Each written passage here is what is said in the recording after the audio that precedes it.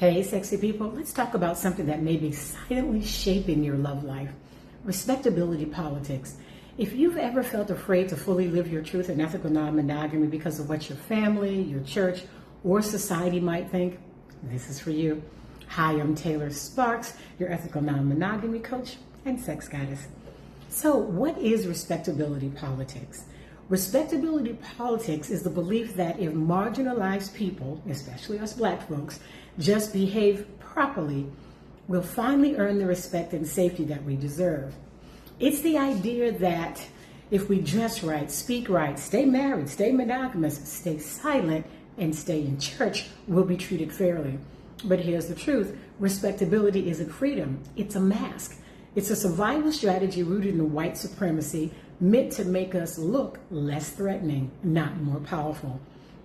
And where does it come from, you ask? Well, after slavery, Black folks were trying to survive and gain rights in a system that still saw us as less than.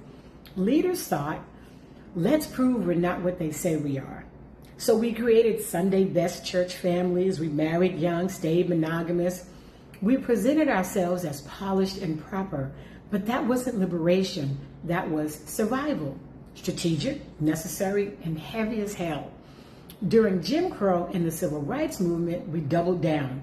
We buried parts of our culture, our language, and especially our sexuality, just to be seen as human. We sanitized our stories to look good to white America.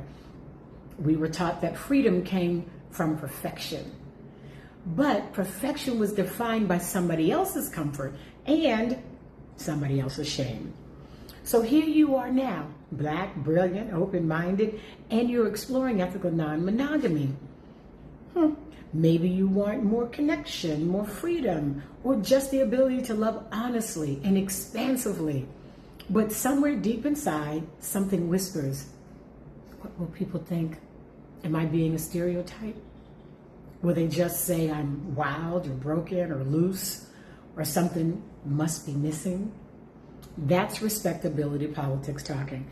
We've been taught to protect our image at all costs, to never look like the Jezebel, the hypersexual, lustful Black woman, or the Mandingo, the dangerous, sex-driven Black man, or even the welfare queen and the absent father, all rooted in controlling narratives about our morality and our worth. But here's what I need you to know. Loving multiple people doesn't make you less responsible. Having consensual sex outside of monogamy doesn't make you less worthy. Choosing your love style doesn't make you a stereotype. That shame you're carrying is not even yours. It's been passed down like an intergenerational trauma response. And it's time to put it down. And let's not forget, much of this repression came hand in hand with Christianity.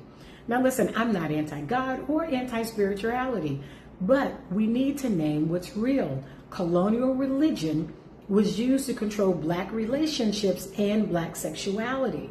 We were taught that sex outside of marriage was sinful, that pleasure was shameful, that anything other than heterosexual, monogamous married sex was wrong. So now as adults, even when we know better, we feel like we're doing something wrong when we explore ethical non-monogamy. But you're not. You're not wrong. You're freeing yourself from a system that was never designed to honor your pleasure, your truth, or your power. So what do you do when the weight of respectability shows up? You recognize it, you name it, and then you decide. You decide that that mask no longer fits. You don't owe anyone a sanitized version of your love life. You don't have to shrink to be respectable. You get to define what's ethical, joyful, and right for you. Whether you're exploring polyamory, swing, or just dating differently, this is your birthright. You deserve relationships built on honesty, not image, on freedom, not fear.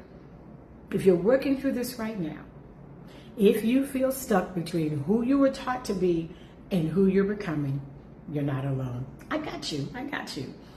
You can book a free 20-minute clarity call or grab my ethical non-monogamy workbook, or I have a mini digital clarity course on my site.